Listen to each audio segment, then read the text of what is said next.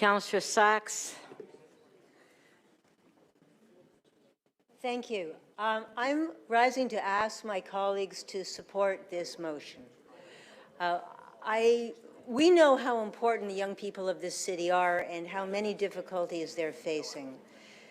As a champion for youth, I'm constantly looking for opportunities to make life in this city better and more engaging for young people. That's why we now have free trips for high schools on the TTC that I brought to the TTC. It's why I work so hard on climate action, including bike lanes, because we know that the climate crisis is going to dominate the life of young people for the rest of their lives. And we also know how important it is to encourage and facilitate participation by young people in the life of the city. Now, you can see from the details in this motion, Elections Canada has done research, other countries have done research, many other cities across Canada have looked at this. There is a strong interest by 16 and 17-year-olds in participating in the public debate, and they are more likely to participate and to vote later in life if they start when they're 16 and 17. We don't determine what happens at the provincial level or even in our own municipal elections because that's controlled by the province, as Doug Ford drove home when he tore up our election rules in the middle of the 2018 election. But we do control how we consult. We already allow 16 and 17-year-olds to consult in a number of different processes.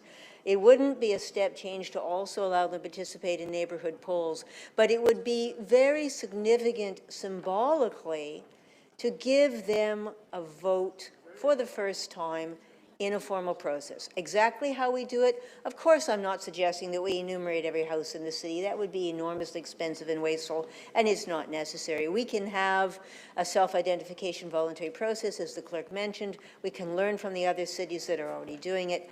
This is a very small step, limited effort by the city to indicate to 16 and 17-year-olds that their voice counts, that their future in this city counts, and that we want them to be part of it. All we're doing today is asking the staff to come back and tell us, is it practical? What would it look like? How do we do it? And these are things we should know. So I'm requesting your support. Thank you. Councillor Morley. Thank you, Madam Speaker. I want to rise to speak in support of the motion before us today and thank my colleague for her leadership and her ongoing work and advocacy for the young people of our city. I appreciate the concerns raised by my colleague, Councillor Holliday, as well, and really the practical nature of what this might turn out to be. I do still think that it is a worthy pursuit, and as we consider how we want our young people to feel included, reflected, and real participants with a stake in our democracy and in our local government. I think, looking at opportunities for us to open that door and support them in that way are important for us to pursue. So I do look forward to staff coming back with more information about the impacts that this might have and the path this might ultimately look like. But I do think overall the goal of engaging young people in our democracy, in our democratic processes, and making sure their voices are part of the discussion is critically important. So I will be supporting this motion. I thank you all for hopefully supporting it as well. Thanks, Madam Speaker.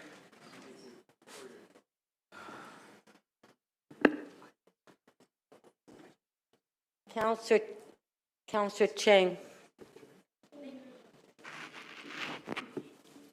Thank you, Madam Speaker. I rise also in support of my fellow councillor, Diane Sachs. I thank her for bringing this motion forward. It is creating a new pathway, and while we're not sure of the feasibility and we're not sure how we can apply it, but I certainly am sure that young people have something to contribute. And last week, we had a TTC consultation. Almost 100 people in my neighborhood showed up to give feedback, and one high school student gave an incredible presentation of a proposed bus route, and that presentation was just amazing. It talked about walk sheds, it talked about anchor stations. It had just a very logical argument for why this proposed route should work.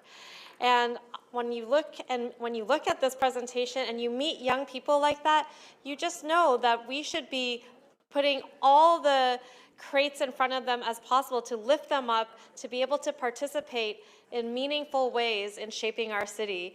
And I know that when we strengthen their participation when they're younger, they're more likely to be active and engaged after they are legally allowed to participate in voting. So this is a pathway that we should explore and remove every barrier to promoting the active citizenship of our young people. So I thank Councillor Sachs for bringing this forward, and it has my full support. Thank you.